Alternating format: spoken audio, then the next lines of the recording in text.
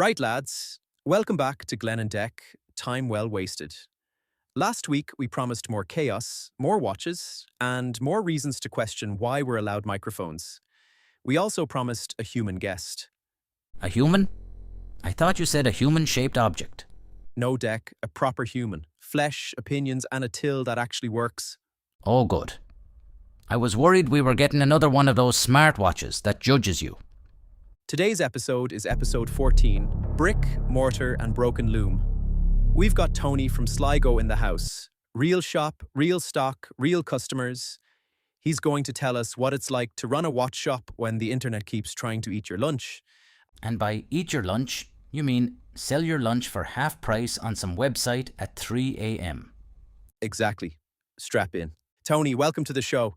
Grand to be here, Glenn. How are you both? I'm brilliant. I brought biscuits. They're not for you, Tony. They're for the watches. I'll take one for the counter. Keeps the customers happy. Tony runs a proper watch shop in Sligo, a proper brick and mortar shop. He deals with stock, repairs, tritium tubes, and the kind of customers who think water resistant means submarine proof.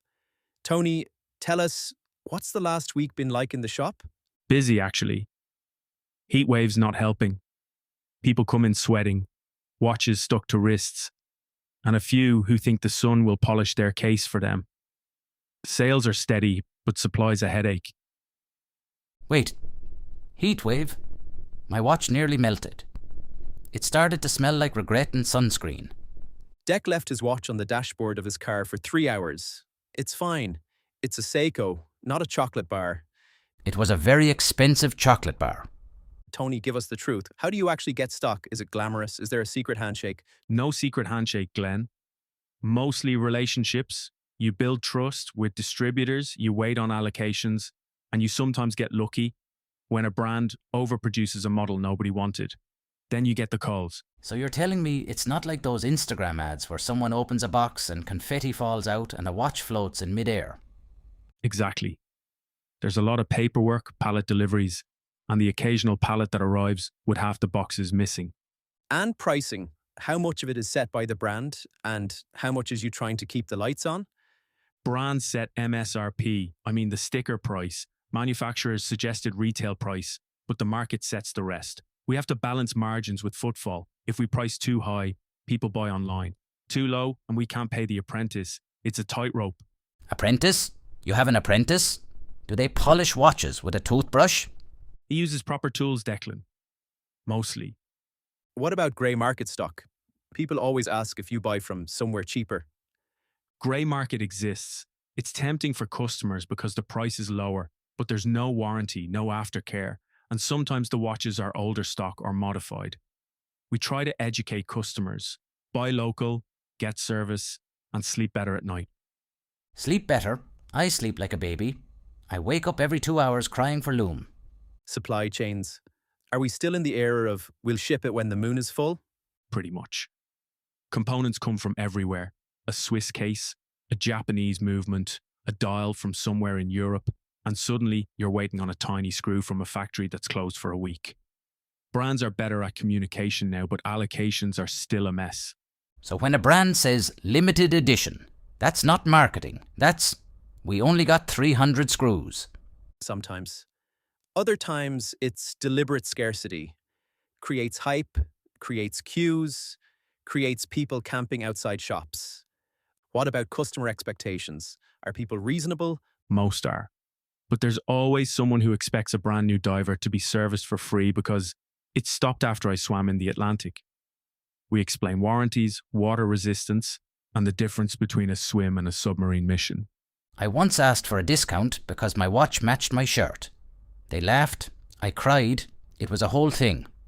Right. Last week we promised listener questions. I had a look and we've got 3 good ones. First up, Damien from Cardiff. He had a tritium tube replaced in his marathon watch. Damien asks, is it safe? Will my watch now glow like a tiny nightclub? Also, can I still bring it on a plane or will it set off the pilot's mood lighting? Tony, take it away. Tritium tubes are safe. Modern replacements are sealed and meet transport regulations. Your watch won't turn into a rave, but it will glow consistently without charging. As for planes, You can bring it. Security might look at you funny if you wave it around like a torch. So Damien, don't do that. Also, if your watch starts DJing, send us the clip. Tony, what's the cost ballpark for a tritium tube replacement? People panic when they hear radioactive and expect a bill for a small car. It depends on the watch and the tube. For a marathon, you're looking at a modest fee. Not cheap, but not a mortgage payment. The real cost is the labour and the testing afterwards. We pressure test, check lume alignment, and make sure it's not going to glow through the night and into next Tuesday. So Damien, your watch will be fine. And if it starts glowing like a lighthouse, we'll send Tony over with sunglasses. Haha. Second question, Maggie from Dublin asks, why do some brands release the same watch in 17 colours and call it innovation? Tony? Colours sell. Some customers want a specific shade. Brands know that. It's not always innovation. Sometimes it's market segmentation. But occasionally, a new colourway becomes iconic. The trick is not to confuse variety with substance. I once bought a watch because it matched my toenail polish. Regrets were immediate. Declan, are you serious? Your toenail or your dog's? Maggie, the short answer, marketing. The long answer, colour psychology and spreadsheets. Third question, Pat from Selbridge asks, how do you handle customers who want a deal because they're friends of a friend? Tony? We try to be fair. If someone's a regular, we'll look after them. But friend of a friend is a slippery slope. We have to keep margins to survive. Sometimes we'll throw in a strap or a free battery to keep people happy. But we can't run the shop on goodwill alone. I once tried to get a discount by saying I was related to the Queen. They asked for a family tree. I panicked and offered biscuits instead. Didn't work. The Queen of the Midlands? Tony, do you ever give discounts to podcasters asking for a friend? Depends on the friend. If the friend brings customers, yes. If the friend brings chaos and a dog that eats straps, no. That was cheeky, but I liked your answer. Speaking of heatwave, Tony, have you seen watches damaged by heat? We had more than 30 degrees this week. Yes. Leather straps dry out, seals can weaken, and adhesives can soften. We had one customer whose watch strap literally shrank. It looked like it had been on a diet. Mine nearly melted. I left it on the dashboard for 3 hours while I popped in for a pint. When I came back, it had a tan line. Congrats. You left it on the dashboard again. You're a menace. Also, my dog chewed a strap this week. He's a good boy, but he's got expensive taste. He prefers NATO straps. Dogs are a real hazard. We've had customers bring in watches that have been redecorated by pets, chewed straps, fur in the crown, and once a watch with a suspiciously sticky dial. That was mine. He likes the Lume. He thinks it's a chew toy. Dec, your dog is a menace and a horological critic. Tony, tell us a proper shop story. The worst thing that happened and the best surprise. Worst, a customer tried to return a watch after it stopped working. Turned out he'd never wound it. He'd been wearing it as a bracelet. Best, a retired teacher came in with a watch she'd had for 40 years. We serviced it, found a cracked jewel, replaced it, and she cried. She said it was her late husband's watch. That's why we do it. That's lovely. Also, I once sold a watch to a man who thought it was a compass. He wore it on his ankle. He left very confident. Tony, how do you balance being a retailer and a repairer? Those are different skill sets. You need both. Retail brings customers in. Repairs build trust. If you can't service what you sell, you're just a showroom. We invest in training and tools. It's expensive, but it pays off. Okay, Tony. Thank you very much for coming to visit us. Now, time for quick expert corner. 3 things to look for when buying from a shop: warranty and paperwork. If they can't produce it, walk away. Aftercare. Ask about servicing and turnaround times. Transparency. If the seller dodges questions about origin or warranty, that's a red flag. Also check if they have biscuits. That's a bonus. Dec, for you or for your dog? Biscuits are not a horological metric. They should be. Right, expert corner done. Before we move on, let's pivot to something that's been causing arguments in forums and at the bar. Watch mods and Frankenwatches. Are they creative customization or horological heresy? Tony, you're a shop owner. Where do you stand? Mods are a mixed bag. Some are brilliant. Bespoke dials, custom bezels, straps that actually fit a wrist. Others are Frankenstein jobs that should be retired to a museum of bad decisions. If it's done well, it adds value. If it's bodged, you've just ruined someone's heirloom. So you're saying my idea to put a glow-in-the-dark unicorn on my Seiko was borderline? Dec, that's not borderline. That's a crime against taste. It's a crime with glitter, yes. Let's be practical. If someone brings you a vintage watch and asks for a modern movement swap, what's the rule? Ask why.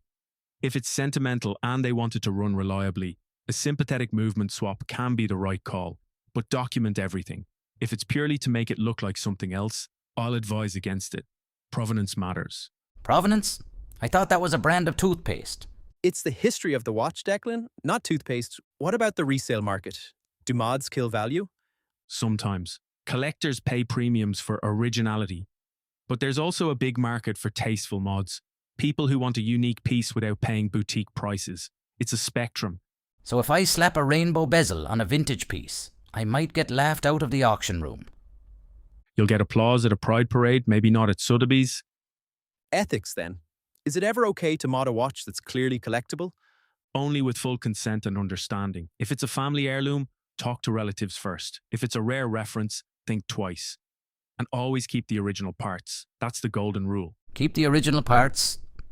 Got it. Like keeping the receipt for your ex. Don't be sentimental about receipts, Declan. And if anyone brings in a watch that's been customized by a man who calls himself an influencer, I'll charge extra for therapy. Ouch. Harsh but fair. Okay, Tony. Quick practical tips for listeners who want mods. Document everything. Photos before and after. Keep originals. Never throw away original parts. Use reputable watchmakers. Cheap mods often end up expensive. Ask about reversibility. Can it be undone? And if you're unsure, bring it to Tony. Or bring it to me and I'll give it a thumbs up and then immediately lose it under the sofa. Don't lose people's watches, Dec. That's how you end up on a list. Also, if your mod involves tritium, luminous paint, or anything that sounds like a chemistry experiment, come to a proper shop. We've got the kit and the insurance. Tony, final thoughts for anyone thinking of opening a shop or buying local? If you're opening a shop, know your margins and love the work. If you're buying local, support your shops. They keep the community alive. And don't wave your watch at the counter like a torch. And if you're buying a watch because it looks good in the shop light, remember, shop lights are liars. Tony, one more time, thanks for coming down from Sligo. Where can people find you? O'Connell Street, Sligo. But we're not on Instagram and we rarely answer the phone. Tell them about the biscuit policy. Biscuits for customers, not watches. Promise. Right. Before we go, subscribe, follow, and keep supporting us. Visit Horology Guide, our alma mater channel, for proper watch stories and education. If you like this episode, tell a friend. If you didn't, tell your enemy. And subscribe, smash the bell, and if you don't subscribe, my dog will judge you. He's very disappointed in non-subscribers. Dec, that's blackmail. It's motivational. Tony, your dog is lovely. What's his name? That's not my dog, that's my wife's dog. Okay, I see the tag. He's called Sir Lume. He's a connoisseur of tritium. Sir Lume just stole a strap. No, he did not. He's a gentleman. What was that? I dropped my watch. You dropped your watch again? How do you keep doing that? It's the heat wave. The watch tried to escape to cooler climes. Wow, it's rolling under the table. Don't touch it. It might be radioactive. It's a quartz. The only thing radioactive is your personality. Ouch. That's going in the outtake. Oh no. Sir Lume just ate my spare strap. He's a monster. He's a stylish monster. I thought it was a cavapoo. Oh, the mic is still no-y. Dec, you did it again. Anyway, that's it for episode 14. Thanks to Tony from Sligo, thanks to our listeners, and thanks to Sir Lume for the entertainment. Subscribe, follow, and keep supporting us. And remember, if your watch glows suspiciously bright, don't lick it. Unless you want to be famous, then maybe lick it. Carefully. Don't lick anything ever. Good night. It was a pleasure, gentlemen. Thank you very much for having me and my wife's dog.